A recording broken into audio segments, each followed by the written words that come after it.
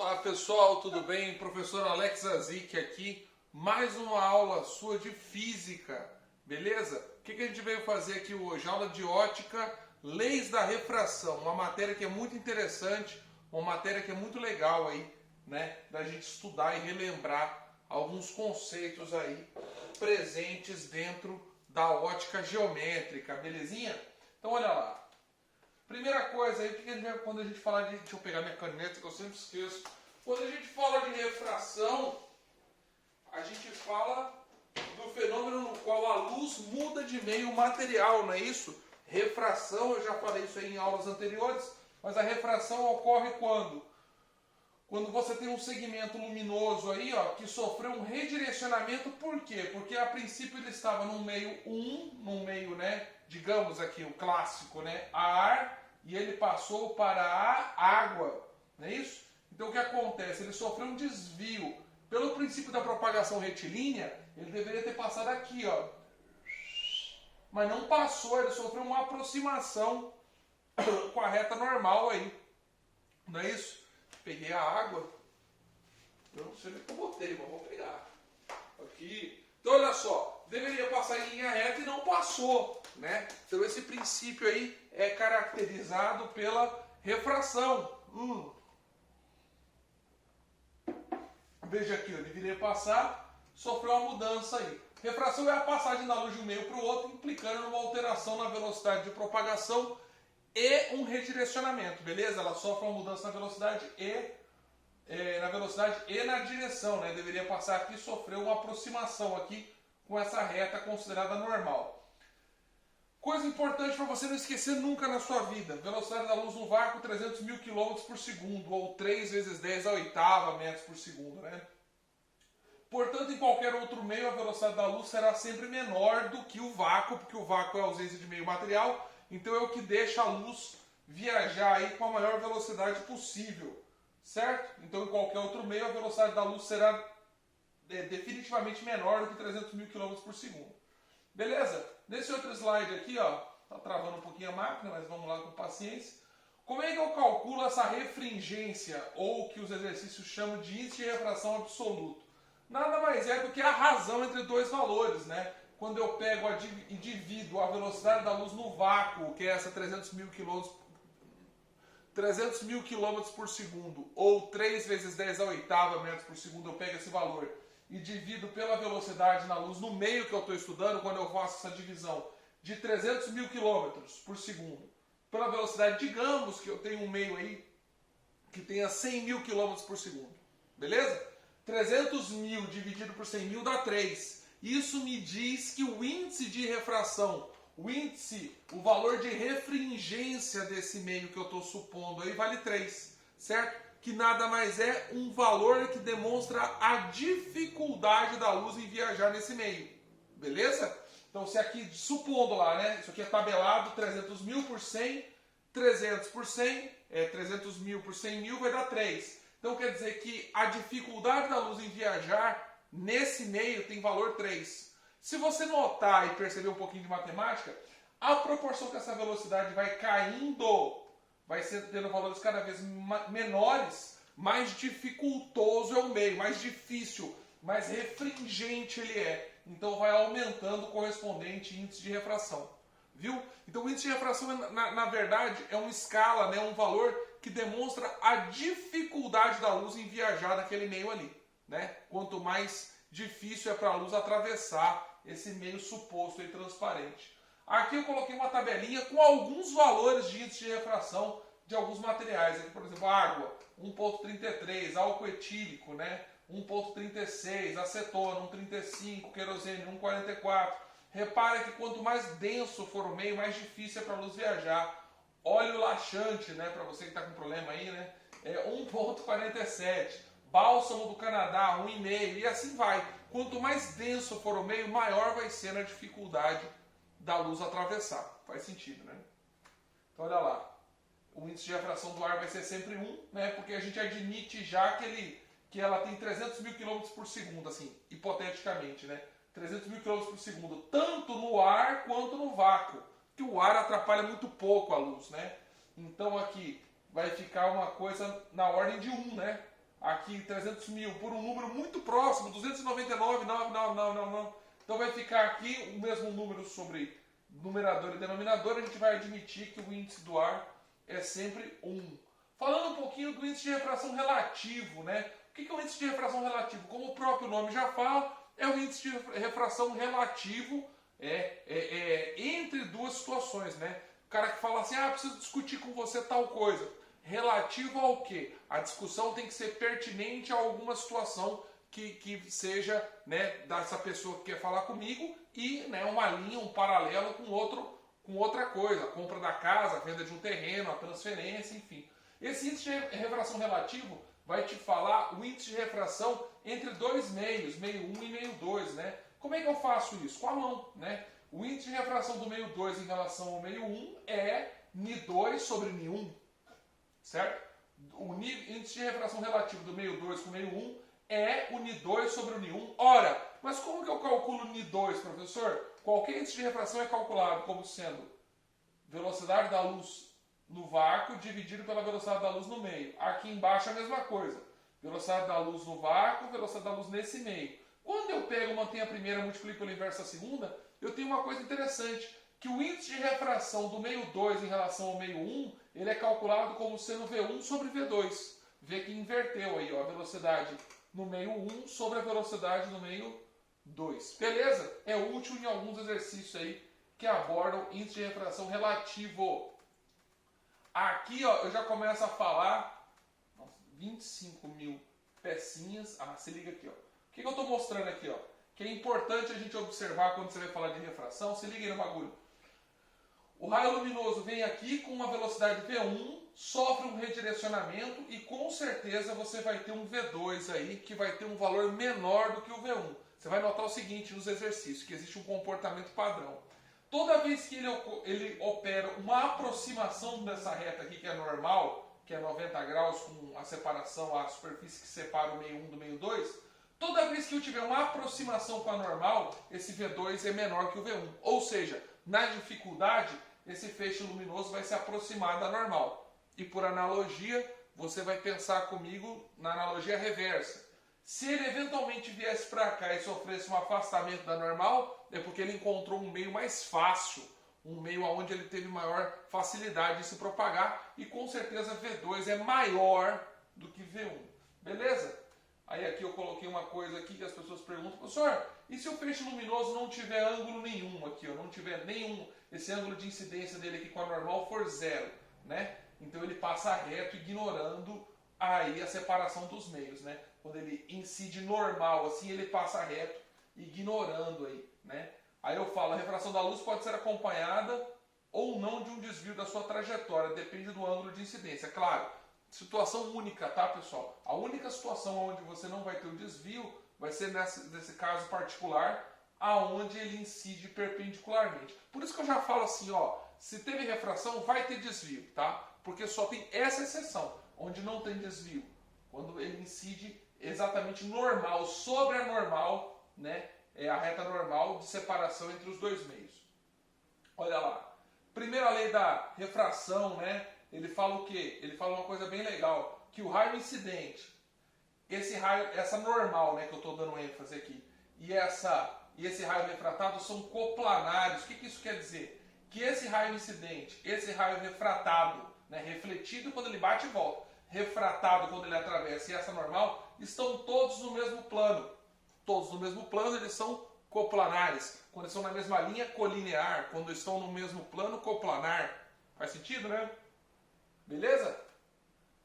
Segunda lei da refração ou a lei de Snell, muito legal essa lei aqui, ó, é a lei que vai dar uma importância, que vai dar um valor agregado, né? Para esse ângulo de incidência na forma do seno dele, vezes o índice de refração desse primeiro meio, que é igual ao índice de refração desse segundo meio aqui, vezes o seno desse ângulo que ele forma quando refratado com a normal. Queria que você prestasse atenção nisso aqui. Preste atenção no bagulho.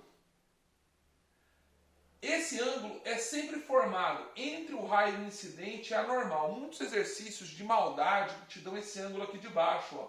E você não deve usar esse ângulo sob hipótese alguma. Esse ângulo não tem utilidade para a lei de Snell ou segundo a lei da refração. O que te importa é esse ângulo aqui, ó, o ângulo entre o raio incidente e a normal, beleza? Ah, senhor, se ele der aqui, sei lá, 30, é 60 esse. Ah, e se ele der aqui 40, é 60 esse. Sempre você vai procurar para substituir na lei de Snell o ângulo formado entre o raio e a normal. Beleza? Fui claro? A normal é importante tanto para definir o ângulo de incidência quanto o ângulo de refração. Beleza? Aí aqui tem mais um jutsu sagrado aqui, ó. Se você quiser fazer Ni2 sobre Ni1, né? Ni2 sobre Ni1, você consegue estabelecer, passa esse cara para lá, esse cara para lá, né? E como Ni2 sobre Ni1, por aquilo que eu fiz no slide anterior, né? Se Ni2 é C sobre V2 e se Ni1 é C sobre V1, você consegue estabelecer ainda uma coisa bem legal, uma relação entre os ângulos e as velocidades da luz em cada um dos meios aí que estão sendo propostos no problema. Aqui deixei um slide para você gravar essa brincadeira que eu ensinei. Ó, quando ele vem para cá e ele sofreu uma aproximação com a normal, é certeza que o Ni-B é maior que o Ni-A. Beleza? Quando eu tenho aí um ângulo que em I ele é maior do que em R, ou seja, ele operou uma aproximação, ele está enfrentando dificuldade. Ni-B é maior do que Ni-A. Peço que você se lembre disso da seguinte forma, assim na refração como é na nossa vida, né? As pessoas falam assim, ai, tô com um problema de família, quebrei uma perna, perdi um olho. Na dificuldade todo mundo se aproxima da família. Tô em dificuldade, estava vindo de boa, nossa, enfrentei uma dificuldade. Eu me aproximo da minha família. Faz sentido? Tô a pé, me ajuda, tô sem dinheiro. Todo mundo se aproxima da família. Eu até brinco quando eu falo assim, a menina fala assim, ai, mãe, você tá tão linda hoje, ai, mãe, queria tanto ficar abraçada com você. A mãe já fala, filha, quanto é que você quer? O que que é? O que que você está precisando? Você quebrou o celular de novo, né, Maria Eduarda? Maria Eduarda, você quebrou o celular de novo. Eu jurei pra Deus que eu não ia te dar outro iPhone, tá? Então, na dificuldade a gente se aproxima da família, beleza? E o oposto é verdade também, né? Deixa a observação, a luz ao passar de um meio menos refringente para um meio mais, aproxima-se da normal. E o oposto também é verdade, olha lá, se ele veio aqui, devia passar aqui reto, e ele afastou da normal, se ele saiu fora dela, é porque ele enfrentou facilidade. Na facilidade a gente se afasta, olha lá, afasta da normal, ou seja, eu tenho um I menor do que um R, né? O meu ângulo de incidência é menor do que o R ficou grandão. Então, Ni-A é maior do que Ni-B, ou seja, a dificuldade era grande e ela diminuiu no B. Exatamente como na vida da gente, né? Eu até brinco com isso. O pessoal chega em casa, né, e tá lá de boa e tudo, a sua avó veio te visitar, liberou para você no final de ano milão, R$1.000, toma, é seu, final de ano. Aí a sua mãe fala, filha, você lava essa louça para mim? Você fala assim, desculpa, eu te conheço. Senhora, segurança, tira essa senhora daqui, pelo amor de Deus. Lavar a louça, meu amor, eu não sei nem onde é que fica a pia, porque eu sou rica. Na facilidade, quando você tem dinheiro, você agrega as coisas, você se afasta, né? Ó, era para vir aqui, se facilitou, você fala, não, eu nem conheço vocês, eles nem são minha família, porque eu sou rica. Brincadeira, mas é jeito bom de você gravar, ó lá. Se na dificuldade você aproximou, na facilidade você afasta. Nunca mais você esquece isso. Tranquilo? Beleza? Sempre lembrando que o ângulo formado é com relação à normal. Ixi. Olha lá. Exemplo prático aplicado. Um raio luminoso forma ângulos iguais a 30 graus e 45 graus com uma superfície que separa o vácuo de um meio X, como mostra a figura. Determine o índice de refração de X, desse meio X, e a velocidade da luz nesse meio, dado que C, ele não precisava te falar, tá? Você tem que saber. 3 vezes 10 ao oitavo. Então vamos lá. Primeira coisa que eu vou fazer é aplicar a lei de Snell, né? Olha só. Primeiro meio que eu vou observar aqui é o vácuo, né? Então olha aqui, ó. Aqui está a sua normal. O ângulo que você vai usar é o ângulo, não é o ângulo de 30, hein, jovem? Olha lá. Esse ângulo aqui, ó. Esse ângulo aqui que é o ângulo de 60. Certo? Do mesmo jeito que quando ele passou aqui, ó. Aqui embaixo não é esse 45 que você vai usar. É esse aqui, ó. É a formação do ângulo refratado, do raio refratado com a normal. Então, repare aqui, ó, aqui foi 60 porque esse é o ângulo de cima, e aqui é 45 porque é esse complemento aqui do ângulo de baixo. Ficou fácil, né? No vácuo, o índice de refração vale 1, seno de 60, né, que é esse ângulo que eu acabei de falar, Ni2, que vai ser o do meio x, e o seno de 45. Aí a gente faz o quê? Troca seno de 60 por raiz de 3 sobre 2.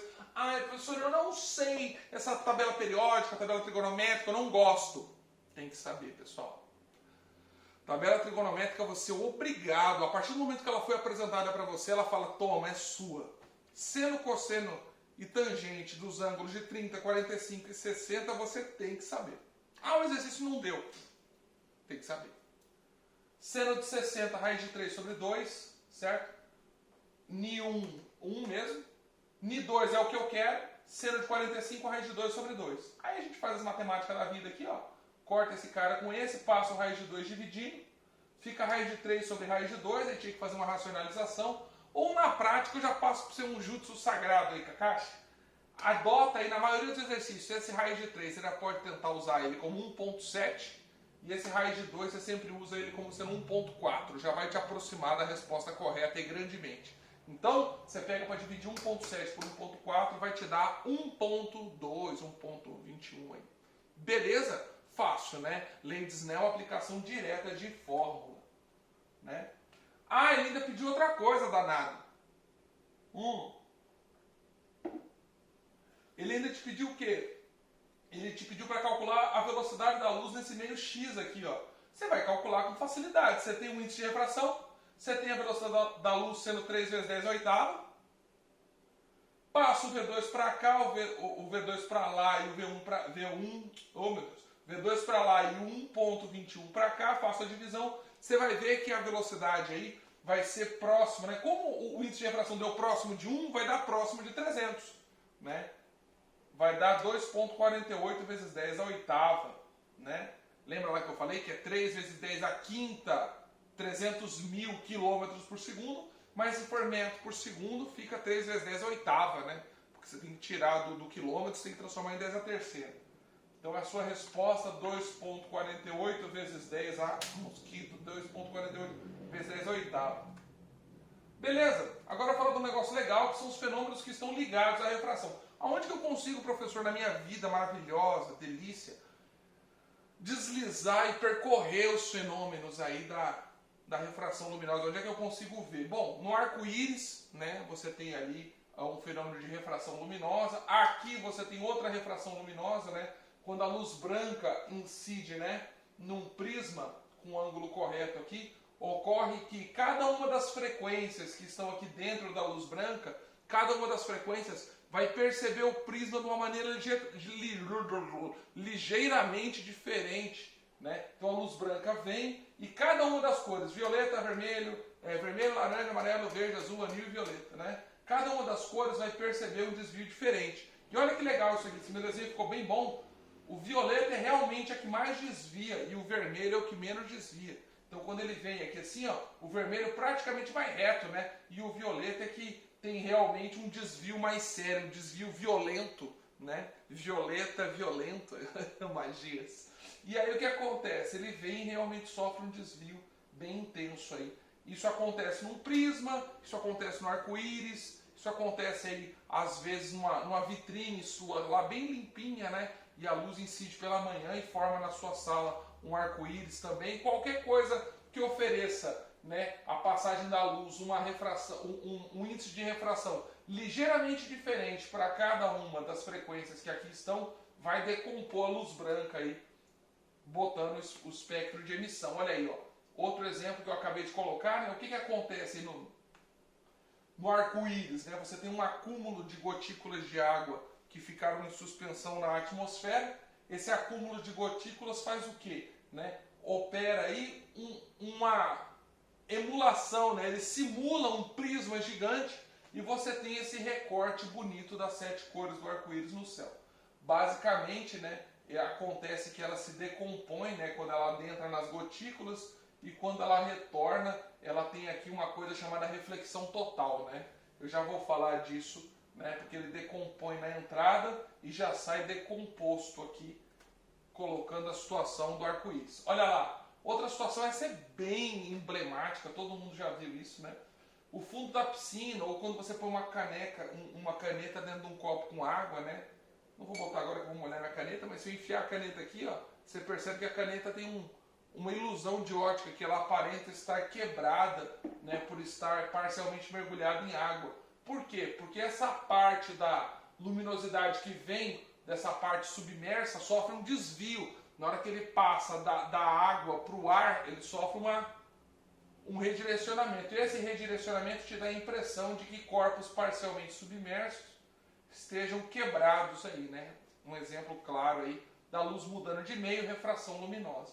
Outra coisa também interessante, essa ilusão que nós temos quando você vai numa piscina, num lago, num negócio mais doido, né? Um bagulho lá que inunda, né? E a água é translúcida, assim, é bem bonitinha. A refração da luz faz com que a piscina aparenta ser mais rasa, né? Você pode ver que toda mãe prudente olha ali e fala, o moleque fala, quer entrar, mãe? A mãe olha para a piscina, fala, puxa, não dá para confiar que essa piscina é rasa. Então, às vezes a pessoa entra achando que vai dar na cintura e dá no pescoço. A pessoa fala, nossa, quase morri.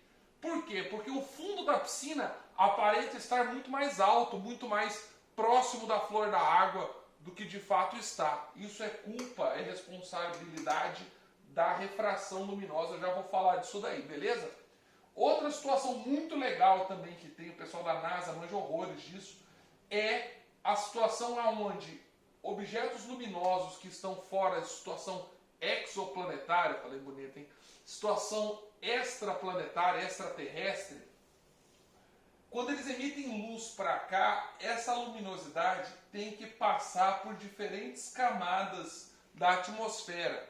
Mesosfera, exosfera, troposfera, ionosfera. São camadas diferentes e eles têm densidades diferentes. E pasme, a luz sofre refração, porque ela está saindo do vácuo e está adentrando aqui, né, para você que está aqui tentando enxergar, fazer seu curso de astronomia EAD, né? Então, olha lá, a luz que vem da estrela real vai enfrentar cada vez mais dificuldade, né? Passando da camada mais rarefeita, média, bem densa, até chegar até os seus olhos aqui. Então, quando ela sofreu esse desvio, você vai receber ela nessa situação. Como você, pela sua construção, você vai acreditar que a luz veio até você numa linha reta, você vai acreditar que a estrela está ali, quando na verdade ela está lá. A luz que veio até você sofreu aí um redirecionamento em função das diferentes camadas, né, da atmosfera. Massa, né? Então, você tem aí um fenômeno da refração luminosa, né? Outra coisa que também é interessante, né, é você saber que, você já observou isso, você mora aqui nesse planeta tem muito tempo, eu nem tanto, cheguei de Krypton ano passado, mas você repara que o céu, ele muda de cor ao longo do dia, você já observou isso? Essa mudança de cor se dá a partir do quê? Dessa luminosidade, né, que de novo tem que atravessar do vácuo para as camadas da atmosfera. Então o Sol aqui, ó, quando ele joga a luz dele para cá, né, ele vai sendo empurrado em direção à normal. Então ele vai fechando com a normal e você acaba vendo o Sol, né, um pouquinho antes do que ele de fato está ali. Né? Você vê um Sol primeiro que não é o Sol propriamente, é a imagem dele. Porque a luminosidade dele, ao adentrar nas camadas da atmosfera, vai sofrendo sucessivas aproximações da normal, né? Sucessivas refrações. E aí você enxerga esse Sol, só que ele ainda não nasceu propriamente. Você está recebendo a luz dele assim, então você acha que ele já está no horizonte. E na verdade ele está um pouco mais abaixo. Isso também explica o porquê durante a noite, né? Durante a noite, o início da noite, o crepúsculo e o alvorecer, a luz muda de cor, né? A luz muda de cor, não, o céu muda de cor, né? Sempre partindo do avermelhado, né? Laranja, não, ele começa violeta, né? Violeta, assim, roxão, e ao longo do roxo ele vai, né, para as outras cores periféricas, laranjado, amarelo, e aí até que predominantemente fica o azul, que é a cor que menos sofre refração, né, na emissão solar, né? Então olha que legal aí. Então o avermelhado que você tem aqui, logo no amanhecer e no alvorecer, se dá através da refração luminosa. Beleza? Dióptro plano. O que diabo que é dióptro plano? É todo sistema formado por dois meios homogêneos e transparentes separados por uma superfície plana. Como exemplo, podemos citar o ar e a água de uma piscina, né? Então você sempre acha que um objeto que está no fundo da piscina, sempre você acha que está muito mais na flor da água do que de fato ele está. É uma ilusão, né? porque a luz, quando passa do objeto, digamos do fundo da piscina propriamente, né, e vem até o seu olho, ela sofreu um distanciamento da normal, porque a água é mais densa do que o ar. O índice de refração da água é maior do que o do ar. Então, nesse desviar e vindo aqui para o seu olho, você recebe o raio luminoso assim, e você acha que esse objeto está aqui. E aí você tem a impressão de que tudo que está no fundo está muito mais na flor da água. Não é legal perceber isso? Então é uma ilusão idiótica, né? Idiótica, né? Como exemplo, podemos citar a água e Parará. Beleza, aí algum aluno vai falar assim, professor, que doido, eu já tinha notado isso. Mas não dá para fazer uma conta para a gente conseguir imaginar aí a relação entre os dois meios, aí, como é que a gente observa essa relação entre o Ni2 e o Ni1 e as profundidades? Claro que tem, sempre tem. O objeto estava aqui, né? O raio luminoso deveria ter passado aqui, sofreu um afastamento da normal, porque ele está indo da água para o ar, né? E você acaba vendo esse objeto aqui. Por uma situação de triângulo aqui, que eu nem vou dar ênfase aqui, você vai falar o seguinte, que você consegue estabelecer uma relação entre o Ni do observador e o Ni do objeto numa proporção igual à profundidade aparente e à profundidade real. Você grava essa fórmula. O Ni do observador, né, dividido pelo Ni do objeto, no caso aqui o Ni do ar sobre o Ni da água, né, o Ni do meio onde está o observador, dividido pelo Ni do meio onde está o objeto, né, essa divisão vai me dar a mesma fração do que se eu fizesse a profundidade ilusória, a profundidade aparente com a profundidade real. Legal, né? Observador, ilusão, onde o objeto está, profundidade real. Eu costumo gravar assim, ó, iludido, ilusão, iludido, ilusão, realidade, realidade, profundidade real, né? Iludido, profundidade, ilusão, iludido, ilusão, aí de baixo tudo é real. O Ni, de onde o objeto está realmente, é a profundidade real. Beleza? Não consegue não, vamos de novo. Olha lá, ângulo limite. Ah, olha que legal. Isso aqui é muito interessante. Quando a luz está saindo de um meio 1 para um meio 2, presta atenção. E ela vai fazendo o quê? Vai se distanciando da normal. Presta atenção. Quanto mais ela for se distanciando da normal, o raio refratado também vai se distanciando, não vai? Olha lá, ó. Olha lá. Então, se eu jogar esse raio para cá, ele deveria passar aqui, ele acaba abrindo daqui, né? E se eu pegasse e jogasse ele mais para cá, abrisse mais um pouco com relação ao normal, você concorda que esse raio refratado iria deitar mais? E se eu abrisse mais um pouco ainda, você concorda que esse raio refratado ia deitar mais? Você concorda que se eu abrisse mais um pouco, esse raio luminoso, né, que incidisse aqui, ele ia obrigar um raio luminoso que já deitou tanto que uma hora ia passar aqui, ó. Porque eu fui abrindo, né, ele proporcionalmente foi deitando, refratando cada vez com um ângulo maior, até que ele chega até 90 graus, quando ele chega aqui, ó. Se eu abrir mais do que isso, a natureza dá um bug, fala, ah, mano, mais do que isso não dá. E o que acontece? Ele incide e vai retornar para esse meio aqui.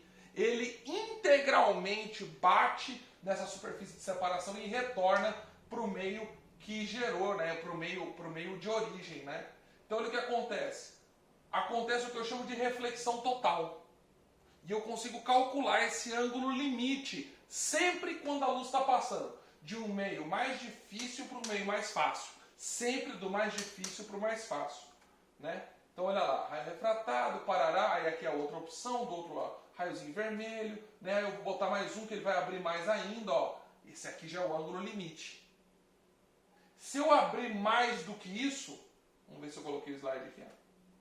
Ah, não botei. Se eu abrir mais do que isso, né, que é o limite, ele ia fazer assim, ó, twin to on, ia ficar dentro desse meio aqui. Não iria passar, não sofreria refração. O cara fala, mano, que bang louco. E dá pra calcular esse ângulo limite? Dá sim. Olha lá, ângulo limite, ó. Aí, devolveu esse pretinho aqui, ó. Tá além do ângulo limite, olha lá, se liga lá, Chuin, Chuon, né? Esse aqui está promovendo já a reflexão total. Ele bateu e ele voltou, né? Esse fenômeno só ocorre quando a luz passa de um meio mais difícil para um meio menos difícil. Beleza? Só ocorre na facilitação da passagem da luz, né? Como que eu calculo isso daí? É só você usar a lei de Snell, né? Você está investigando aqui qual que é o ângulo limite, não é isso? Você está supondo que a refração vai ocorrer como? Né? Vai ocorrer quando o ângulo for 90, né? Então acontece que o seno do ângulo limite vai ficar sendo Ni1 sobre Ni2, não é isso? Você está colocando aí, ó, uma situação onde o seno do ângulo limite vai ser calculado de dois modos, né? O que acaba sendo a mesma coisa, né? O Ni menor sobre o Ni maior. Eu gosto de gravar assim, ó, o seno do ângulo limite, ela só ocorre, a reflexão total só acontece do mais difícil para o mais fácil, e você vai sempre fazer a divisão para encontrar o seno correto aqui do Ni do mais fácil, que é o Ni menor, sobre o Ni maior. Beleza? Calcule isso daqui, acha o seno, por isso que eu estou falando, tabela trigonométrica, primeiro, segundo quadrante, você tem que saber. 30, 45, 60, 90, 0, você tem que se virar aí. Belezinha?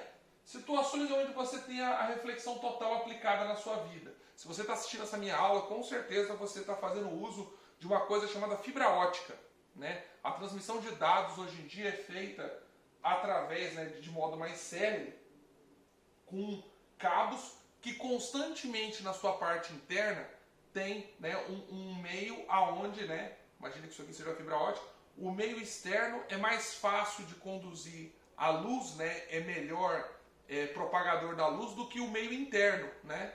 Você imagina aqui, ó, que aqui essa pontinha, né, seria mais difícil e na carcaça aqui ao redor seria mais fácil. E o que acontece? Aí o cara fala, por que o cara faz isso? Porque ele promove um pulso luminoso ali dentro e esse pulso luminoso faz tum, tum, tum, tum e acaba preso dentro dessa fibra ótica. Acaba preso dentro dessa fibra ótica e aí ao longo de uma linha, de um cabo, de uma fibra linear, eu tenho um pulso luminoso que fica preso e impossibilitado de escapar. Né? Aqui eu fiz um desenho bem tosco para te ajudar a entender isso, mas você imagina aí ó, que constantemente um pulso luminoso aqui bate ali, não consegue refratar, é refletido de novo, é refletido mais uma vez, é refletido, e com isso eu consigo transmitir ao longo de um fio, que não é um fio, é uma fibra, ao longo de quilômetros um pulso luminoso. E com isso eu codifico em 0 e 1, 0, 0 e 1, 0, 0 e 1, 0 e 1 e pananã, acontece a transmissão de dados via fibra ótica. Beleza? É bem interessante essa matéria aqui e tem grande probabilidade de aparecer aí em questões que você vai estudar. Beleza? Qual que é o papel da fibra ótica? Conduzir pulsos luminosos através de sucessivas reflexões totais. Tranquilo? Não é difícil, sossegado, né? Fibra ótica, que eu botei o esqueminha.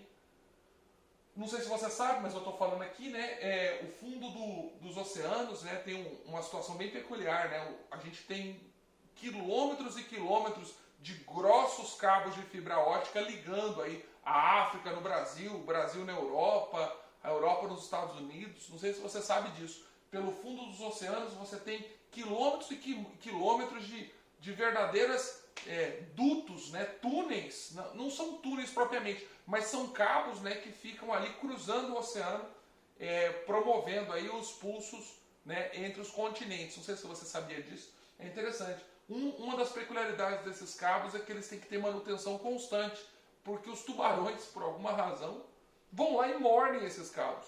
Talvez porque emita algum sinal, alguma coisa que perturbe os tubarões, e os tubarões vão lá e pregam o dente no cabo e destroçam o cabo muitas vezes, o que fica caríssimo para consertar, porque você precisa estabelecer uma missão para descer ali, né? E, enfim, você tem que ter um bruta de um barco equipado e tudo mais para poder remendar esses cabos aí. Uma coisa que também é interessante, mas eu vou falar mais pra frente, né? É essa situação de você perceber também nas estradas, quando você viaja. Você já reparou quando você viaja numa BR durante muitos quilômetros, né? Você percebe que se forma uma luminosidade ali, né? E você vê que parece que tem uma água na pista, né? Essa luminosidade que vem de baixo faz você acreditar que lá ao longe tem uma poça enorme, um lago, alguma coisa, especialmente em dias muito quentes, né? que acontece ali? A luminosidade vai enfrentando cada vez um meio de menor índice de refração, né? Então nessa primeira camada ela tem um índice de refração, mais abaixo um índice de refração um pouco menor, um pouco menor, um pouco menor. Chega aqui, porque está muito quente, né? Chega aqui no nível do solo, o ar está tão quente, tão crente é ótimo, né? Um ar tão quente que acaba que facilita tanto a passagem da luz que ela entra num processo de reflexão total. Então, que ela desce, ela sobe de novo. E aí a luminosidade do sol, né, do céu em geral, acaba incidindo de baixo para cima nos olhos da pessoa. E a pessoa acaba tendo um efeito de espelho e acaba vendo aí partes do céu, nuvens, sei lá, vindo de baixo para cima. Só que a pessoa não pensa isso. Ela fala, lá tem água. Criança então fica doida. Lá água, mãe, fez um lago lá. Aí você vai dirigindo, se aproximando, não tem água nenhuma, porque o que você teve foi a reflexão total da luminosidade do céu que desceu até os olhos da pessoa que estava aí. Deixando de mais conversa, vou fazer com você aquilo que você gosta, que chama exercício. Um raio de luz monocromático que se propaga inicialmente no óleo incide numa placa de acrílico. Os índices de refração do óleo e do acrílico são iguais a 1,46 e 1,46 e 1,26, respectivamente. Sabendo que o raio refratado faz um ângulo de 35 com a normal, determine o ângulo de incidência, dado que o seno de 35 é 0,58. Certinho? Se você der uma olhada aí na sua apostilinha, isso aí vai estar na página 287. Belezinha? Página 287, olha lá, os dados são, estou tirando os dados do problema. Primeiro índice de refração aqui, 1,46, olha lá. E do segundo meio, 1,26. Ângulo de refração é 35, e ele está te perguntando o ângulo de incidência. Então fechou. Vou aplicar a lei de Snell aqui, ó. Facinho, ó. Como o índice de refração no meio 2 é menor, ou seja, o meio 2 é menos refringente, né? No meio 2 é... Desculpa, como o índice de refração do meio 2 é menor, se eu estou vendo aqui que é menor, ou seja, o meio 2 é menos refringente. Vai acontecer o quê? Vai acontecer um afastamento. O ângulo de refração se aproxima da normal, não é isso? Se ele é menos refringente, o ângulo de refração vai se aproximar da normal, segundo o que ele está colocando aí, né? Ni1 seno 1, Ni2, olha lá o que vai acontecer, ó. Ni1, 1,46, seno do ângulo de incidência eu não sei, certo? 1,26 vai ser o meu Ni2, e o seno do ângulo de refração, que ele falou que era 35, vai ficar 0,58. Belezinha? Então o que eu vou fazer aqui, ó?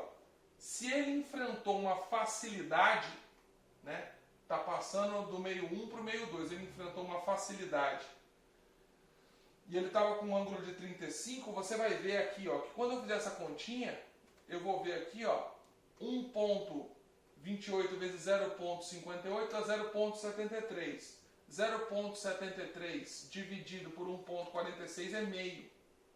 1,46 é exatamente a metade, olha que legal.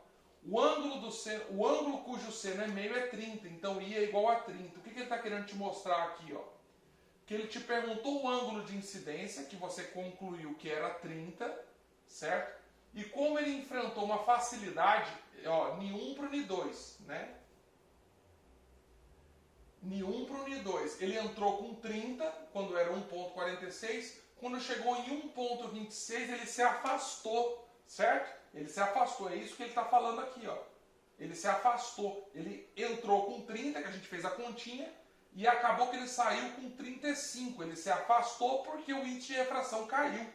Beleza? Não é difícil a gente visualizar isso aí. A continha, ó, 1,26 vezes 0,58, 0,73, 0,73, 1,0. Qual o ângulo cujo seno vale meio? O ângulo cujo seno vale meio é 30. Então ele entrou com 30, encontrou facilidade, foi para 35. Não é difícil, né? Beleza? Olha lá, outra questãozinha que já apareceu no Enem, né? Olha lá, interessante também, ó. Alguns povos indígenas ainda preservam suas tradições realizando a pesca com lança, demonstrando uma notável habilidade para fisgar um peixe em um lago. Com águas tranquilas, o índio deve mirar abaixo da posição em que enxerga o peixe. Ele deve proceder dessa forma porque os raios de luz Pessoal, acabei de falar isso. Tudo que está dentro da água aparenta estar bem mais na flor dela. Então, assim sendo, se eu estou mirando alguma coisa, se eu quero atingir diretamente com um objeto mecânico, com uma pancada, uma ponta, um tiro, eu tenho que mirar. Na realidade, eu não posso mirar onde eu estou vendo. Eu tenho que mirar abaixo, porque a imagem vai estar necessariamente acima em função de qual dos fenômenos. Você deve proceder da forma de atirar abaixo, porque os raios de luz refletidos pelo peixe não descrevem uma trajetória retilínea no interior da água. Emitido pelos olhos do índio. O índio está emitindo luz. É o famoso índio lamparina, lampião. Letra C. Porque os raios de luz espalhados pelo peixe são refletidos pela superfície da água. Está supondo aí reflexão total. Letra D. Emitidos pelos olhos do índio. Para, X-Men, indígena. Letra E. Refletidos pelo peixe, desviam sua trajetória quando passam da água para o ar. Poxa, fiquei falando disso aqui um tempão, né? Que as pessoas aí são levadas a achar que o que está no fundo está muito mais raso. Por quê? Porque ocorre um distanciamento do raio refratado da normal, né? Os raios refletidos, os raios emitidos pelo peixe desviam a sua trajetória quando passam da água para o ar.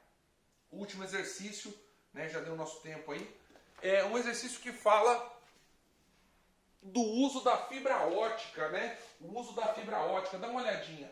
Considerando que o núcleo de uma fibra ótica tenha índice de refração Ni1 de 1,48, né? E o material da casca tem um índice de 1,46, presta atenção. O interior, né? Olha lá, o núcleo da fibra, o meinho dela tem 1,48. E a casca, eu falei para você que a casca tinha que ser mais fácil. 1,46, qual o ângulo limite para você ter uma incidência tendo reflexão total? Facinho, né? Ni menor sobre Ni maior, eu falei isso aqui, acabei de falar, né? Quem que é o meu Ni menor aí? 1,46, não é? 1,46 sobre o Ni maior 1,48. Sucesso. Olha lá, vai dar 0,986. Veja aí que deu um valor muito próximo de 1, né? Deu um valor muito próximo de 1 aí. E eu posso aí, através de uma tabela, dar uma olhadinha. Muito provavelmente esse ângulo é de aproximadamente 80 graus aí. Quase 90, né? Porque o seno de 91, se deu 0,986, vai ser um ângulo aí bem aproximado. Ah, você tem que decorar? Não, você vai olhar A, B, C, D e E e não vai fazer bobagem aí na resolução desse exercício. Belezinha? Então olha lá. Vou deixar para você aí um exercíciozinho para você brincar, amolar a sua faca, né?